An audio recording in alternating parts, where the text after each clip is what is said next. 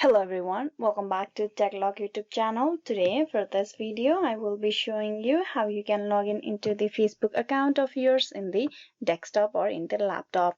So for that, first of all, you need to open a Google browser on your PC.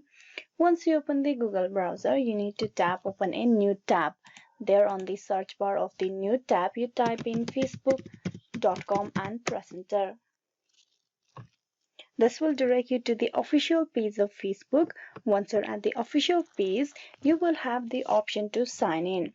For that, you need to provide your email address or the phone number. Type in the email address and below you provide the password. Once both the detail is filled in, you need to click on login. And with that, you will be logged in into the account of yours. So this is how you can log in Facebook account in desktop or in web browser of your PC or laptop. Hope this video was useful. Please like and subscribe the TechLog YouTube channel. Thank you for watching till the very end.